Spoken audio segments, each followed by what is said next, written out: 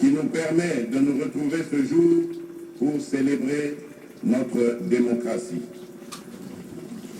Car c'est pour la première fois en tant qu'élus, vous et moi bien entendu, que nous nous retrouvons après les élections présidentielles, législatives, nationales et provinciales du 30 décembre 2018.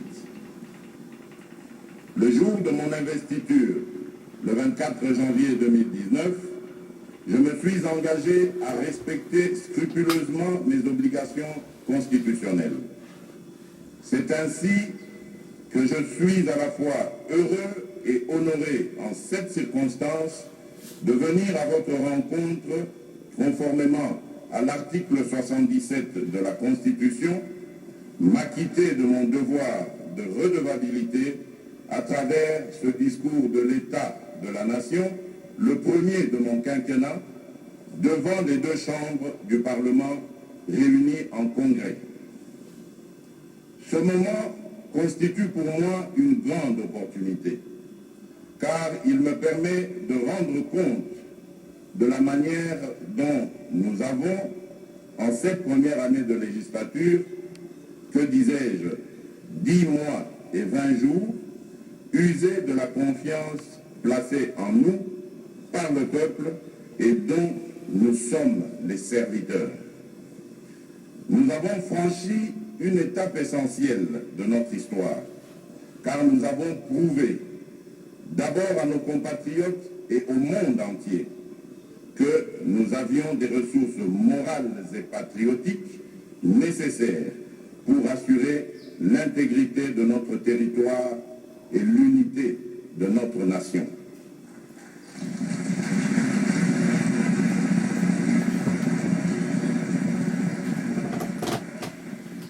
J'exhorte donc les uns et les autres, les leaders politiques en particulier, à protéger cet acquis historique. Le Congo, notre héritage commun, doit devenir, grâce à l'apport de tous, un havre de paix et de prospérité, une nation puissante et modèle au cœur de l'Afrique, avec comme vocation de contribuer à l'éclosion d'une humanité éco-responsable. Avec une volonté politique affirmée et le changement de mentalité qui lui est nécessaire, nous avons l'opportunité de renverser le rapport à la pauvreté dans laquelle notre peuple a longtemps croupi. Pour moi, le temps est venu de mettre fin à ce paradoxe d'être considéré comme un des pays potentiellement les plus riches du monde, mais dont la population est parmi les plus pauvres de la planète.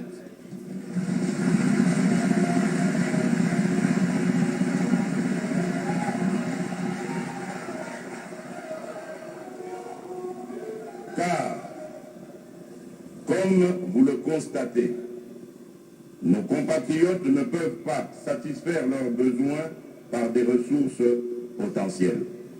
Nous avons donc l'obligation d'imaginer le modèle de leur exploitation et transformation rationnelle pour ainsi répondre aux multiples besoins des Congolaises et des Congolais d'abord, ensuite de la région, de l'Afrique et pourquoi pas du monde. Nous sommes un peuple de bâtisseurs, avec une capacité de résister aux catastrophes et de rester debout face à l'adversité.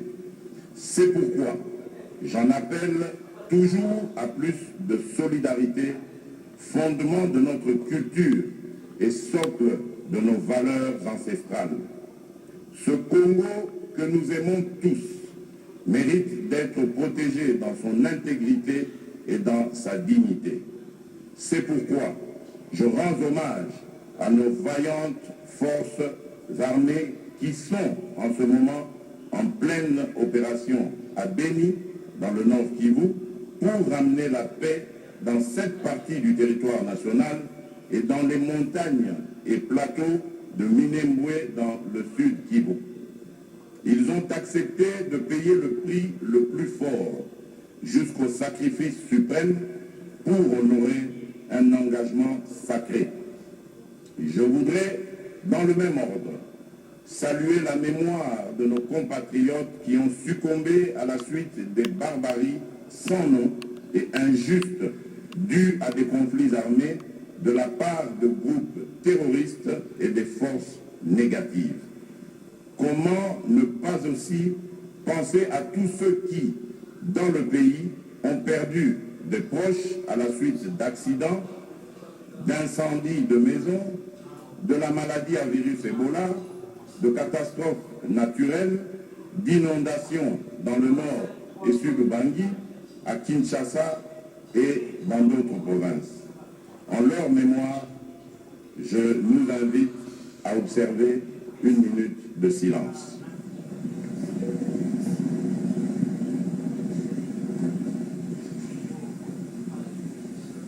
Je vous remercie.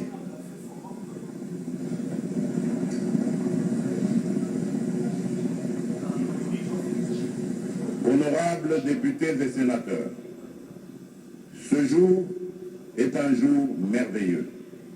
Pour la première fois, depuis la promulgation de notre Constitution en février 2006, j'allais dire depuis l'accession de notre pays à l'indépendance, un autre président de la République élu vient s'adresser à la nation à travers vous, pendant que son prédécesseur est en vie, à l'issue d'une alternance démocratique et une passation pacifique du pouvoir.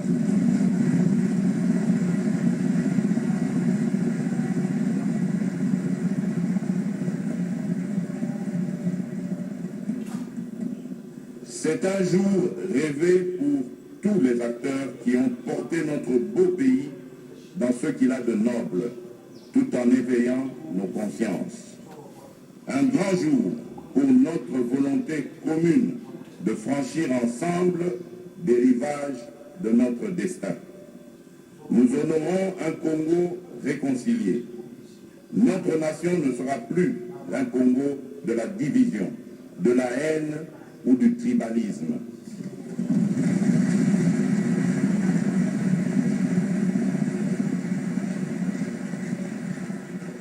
Nous avons affirmé la volonté de construire un Congo uni et fort dans sa diversité culturelle et son attachement à la mère patrie.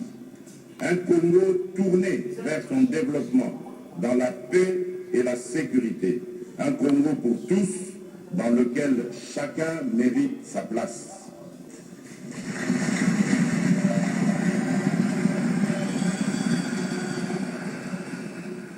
Je voudrais ici saluer le courage de mon prédécesseur et frère, Joseph Kabila Kabange,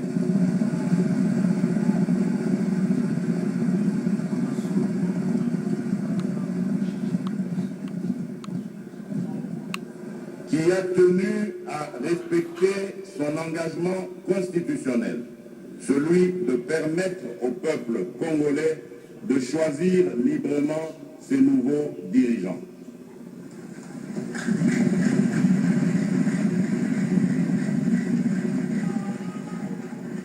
L'événement de ce jour est aussi le sien et j'espère vivement qu'ensemble, dans le cadre de notre coalition, nous allons relever les défis qui s'imposent à nous tous en tant que citoyens de ce beau pays. Et ce, malgré les soubresauts relevés ces derniers temps, qui du reste sont inhérents à toute nouvelle expérience politique.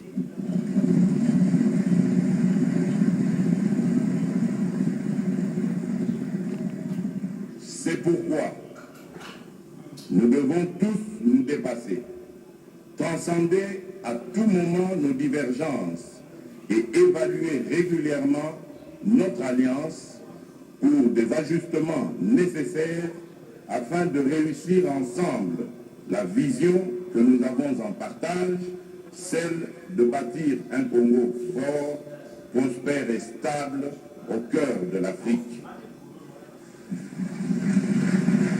Notre indépendance. Certains, à leur suite, comme le docteur Étienne Tshisekedi Wamulumba,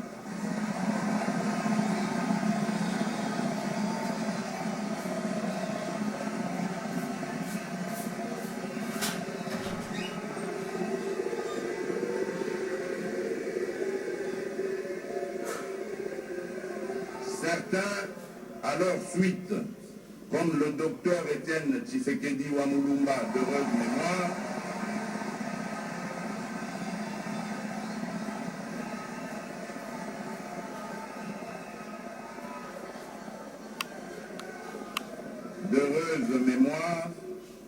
ont enduré des décennies de sacrifices pour l'éclosion de la démocratie et du progrès social.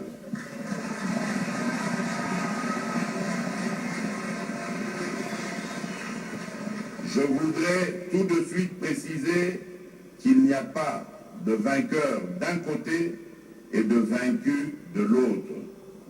L'alternance démocratique et pacifique que nous célébrons en République démocratique du Congo est l'œuvre de tout le monde, le peuple congolais en premier lieu.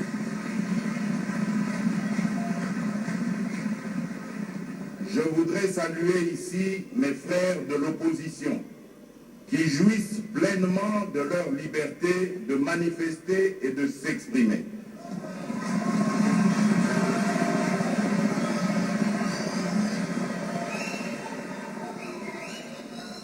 Leurs critiques constructives nous seront toujours utiles pour nous permettre de réajuster notre action politique en faveur du peuple.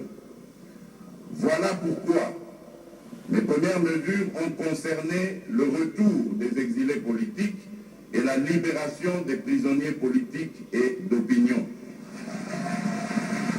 La volonté commune de construire un pays plus beau qu'avant. Ce qui nous oppose, c'est la manière d'y parvenir, mais pas la finalité qui est le bien-être de notre peuple. Dans ce registre politique, je ne peux m'empêcher de rappeler que la désignation du porte-parole de l'opposition est une question pleinement parlementaire.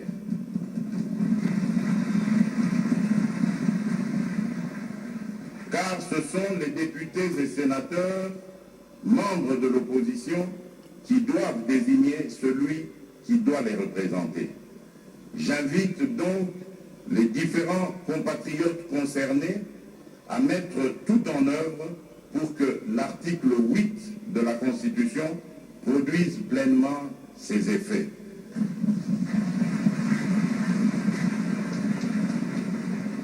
Et nous aurons en ce moment-là un interlocuteur, je dirais plutôt un contradicteur attitré. Notre démocratie en gagnera.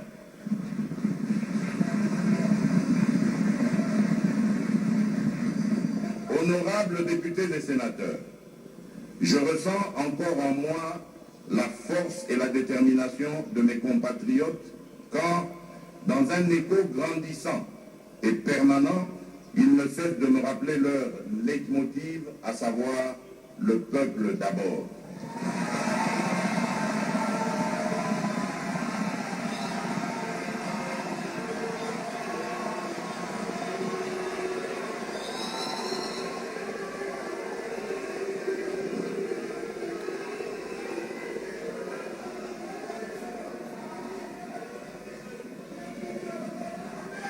Oui, le peuple d'abord est la boussole de notre action et la mesure de notre détermination.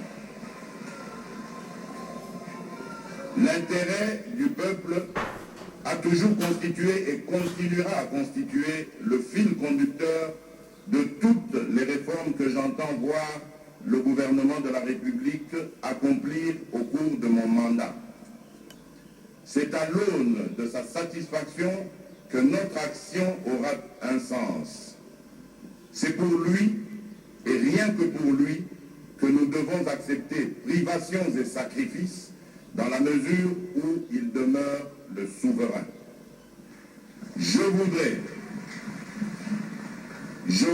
par la même occasion saluer l'action de l'Église catholique à travers la conférence épiscopale nationale SENCO, qui nous a accompagnés ces dernières années pour que nous puissions atteindre les objectifs que nous nous sommes fixés le 31 décembre 2017 dans le cadre de l'accord de la Saint-Sylvestre.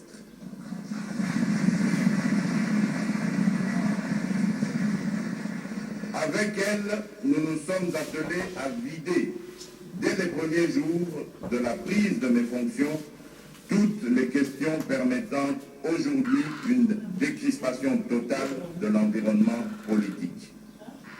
J'y associe les autres confessions religieuses qui, par leur prière et leur encadrement, nous ont toujours accompagnés dans la grande œuvre de réconciliation que nous avons amorcée. Je salue aussi la société civile congolaise, dans son ensemble et dans sa pluralité, qui a joué un rôle non négligeable. Je l'invite à s'adapter au nouveau contexte et à s'inscrire dans la dynamique de la réconciliation. Par sa situation géographique et en considération des enjeux géostratégiques et de son capital humain, la République démocratique du Congo porte une espérance pour l'Afrique et le monde. Les défis auxquels elle fait face ont toujours bénéficié de l'appui de la communauté internationale, notamment les Nations Unies, l'Union africaine, l'Union européenne, les États-Unis d'Amérique et la Grande-Bretagne, désormais engagés dans les efforts de la reconstruction de notre pays. C'est ici le lieu de leur rendre hommage. Ceci dit, mon propos de ce jour s'articulera autour des principaux secteurs de la vie nationale. Honorables députés et sénateurs, à mon arrivée au pouvoir, 6 de nos 26 provinces étaient terrassées par des conflits armés.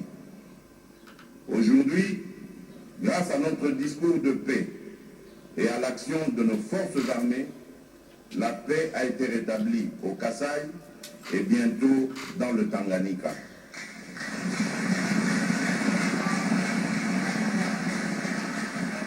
La situation qui nous préoccupe encore est celle prévalant dans le Grand Nord, à Beni et Butembo, dans l'Ituri, dans une partie du Sud Kivu, dans les hauts et moyens plateaux de Minembwe, Uvira, Baraka et Fizi, auxquels il convient d'ajouter les cas de Chabunda et de Calais. Pour ce qui est de Calais, je voudrais ici saluer le savoir-faire de nos forces armées qui viennent de détruire à plus de 95% les bases des forces négatives du CNRD avec un bilan de plus de 1712 capturés, parmi lesquels 200 en Nord. Le bilan de la grande offensive de nos forces armées est tout aussi satisfaisant depuis l'établissement de l'état-major avancé à Beni, où la quasi-totalité des sanctuaires des ADF-NTM et des forces négatives ont été démantelés. Ce qui explique le changement de stratégie de l'ennemi en déroute qui vient désormais s'en prendre aux populations innocentes dans les grandes cités urbaines, y semant la mort et la désolation. Nous avons affaire à une guerre asymétrique avec des actes de terreur. Notre détermination est totale et sans faille pour les éradiquer.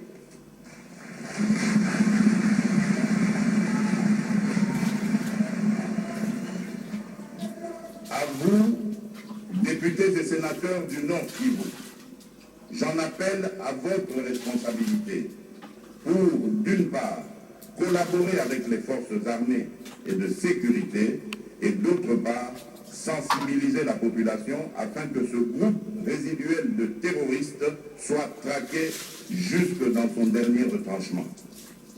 Je ne serai en paix avec moi-même. Je ne serai pas en paix avec moi-même, tant que le Nord Kivu et les autres provinces actuellement meurtries ne seront pas totalement pacifiées.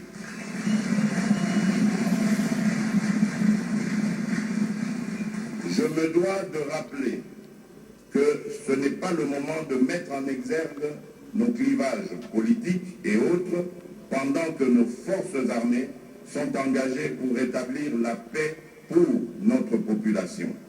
Le temps est à la communion, à la cohésion et à l'union de toutes nos forces. Honorables députés et sénateurs, je me suis personnellement rendu dans chacune de ces provinces pour apporter mon message de réconfort et de soutien à toutes nos populations meurtries. Je l'ai dit à Bukavu, je suis prêt au sacrifice suprême, même si je ne le souhaite pas, comme ça devrait être le cas pour tout citoyen.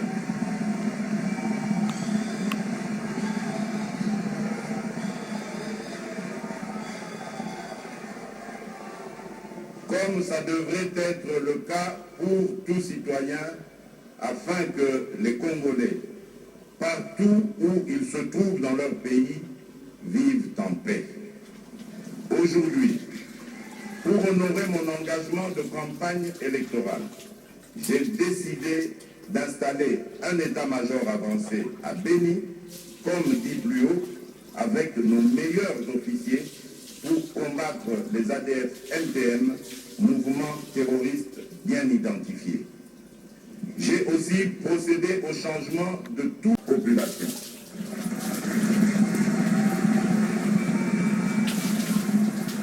En effet, nous avons permuté les 11 000 militaires qui étaient présents dans cette zone pour les remplacer en prime par 21 000 hommes. Et pour ne rien laisser au hasard, nous avons formé une brigade d'intervention rapide et des forces spéciales qui se trouvent actuellement déployées dans cette partie du territoire pour garantir la victoire à nos forces armées.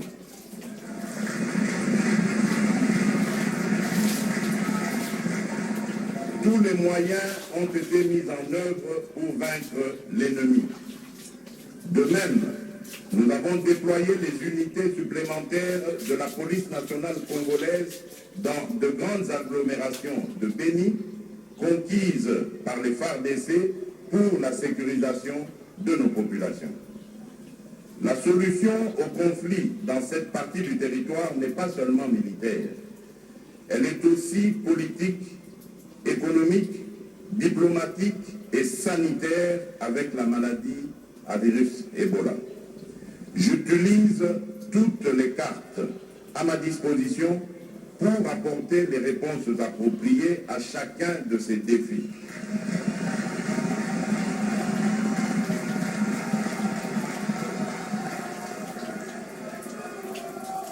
Les récents événements à Béni, notamment l'attaque du siège de la MONUSCO, ne m'ont pas laissé indifférent. Je déplore et condamne le recours à la violence. La MONUSCO n'a pas vocation à rester indéfiniment en République démocratique du Congo.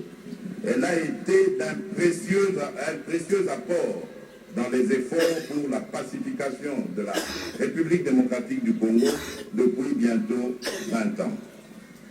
Durant sa visite à Kinshasa et lors de mon passage devant l'Assemblée générale des Nations unies en septembre dernier, j'ai dit au secrétaire général des Nations de l'ONU notre sentiment de gratitude et notre volonté de procéder graduellement à un redéploiement des effectifs. Nous avions donc l'obligation de tirer les conséquences de cette volonté populaire et de mettre en place un système de gestion du pouvoir qui nous garantisse la stabilité en vue de relever ensemble la tâche immense de la construction de ce pays continent. C'est ainsi que nous nous sommes employés, avec mon prédécesseur et nos équipes respectives, à réfléchir à une mise en place d'un programme commun. Ensuite, d'une équipe gouvernementale qui se charge au quotidien de la mise en œuvre du dit programme. Nous avons, de manière transparente, discuté sans complaisance et en tenant compte des aspirations du peuple pour former un gouvernement qui puisse être en mesure de rencontrer la volonté du changement et de rupture majoritairement exprimée par le peuple. Il y a quelques jours, dans cette même salle, l'Assemblée nationale a approuvé ce programme de gouvernement. L'homme en est le point central, car pour moi, la plus grande ressource de notre pays, c'est son capital humain. Mis en condition, il permettra le développement des autres potentiels.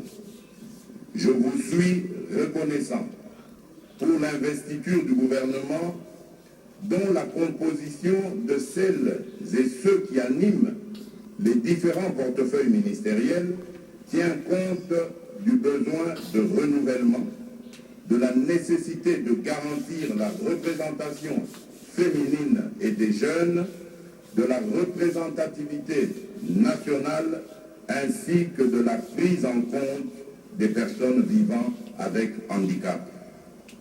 Pour la première fois dans l'histoire de notre pays, nous comptons une femme vice-premier ministre et ministre du Plan et plusieurs autres femmes ministres d'État. Et seulement pour la seconde fois dans l'histoire, une autre femme occupe la prestigieuse fonction du ministre d'État, ministre des Affaires étrangères, un ministère de souveraineté.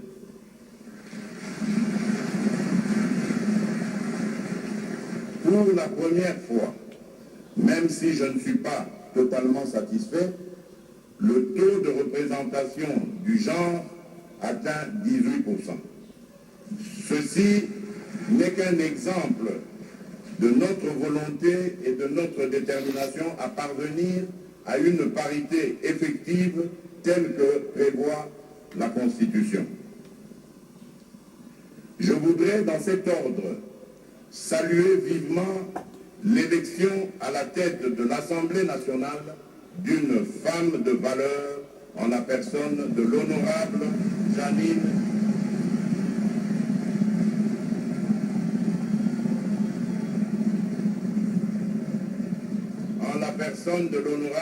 Mabunda Lioko Mundiaï.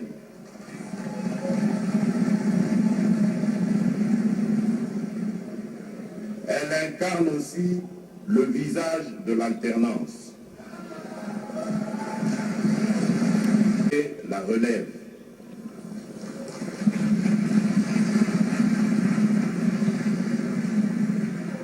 Je connais les jeunes de mon pays. Je connais leurs besoins et leurs difficultés. Je leur parle à tout moment.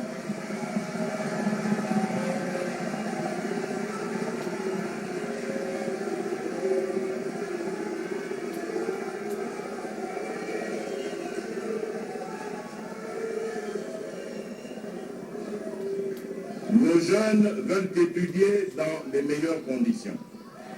Nos jeunes veulent avoir accès à l'emploi. C'est dans ce contexte qu'il sera mis sur pied l'année prochaine des structures du Fonds spécial pour l'emploi et l'entrepreneuriat des jeunes.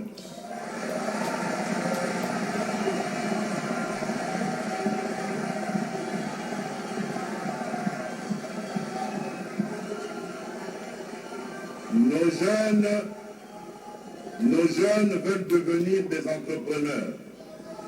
Nos jeunes veulent contribuer à la construction de notre cher et beau pays. Nous ne pouvons nous passer de leur apport. Beaucoup d'entre eux n'ont pas accès au système d'enseignement classique. Nombre d'entre eux se retrouvent malheureusement dans les groupes armés, dans les koulounas, dans les enfants de rue et autres phénomènes que nous déplorons. Nous avons le devoir de créer les conditions qui facilitent leur épanouissement dans la société. Au sein du gouvernement, nous avons créé un ministère de la formation professionnelle, arts et métiers. Il leur est entièrement dédié, en plus de celui de la la jeunesse.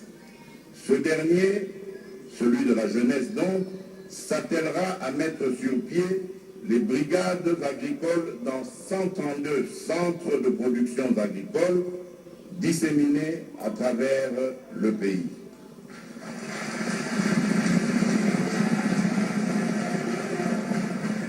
Dans l'œuvre de la reconstruction, il y a de la place pour tout le monde. Comme vous pouvez le voir, répondre aux défis de notre jeunesse est la plus grande tâche de notre gouvernement. Aujourd'hui, notre pays est classé parmi les 5 pays qui comptent le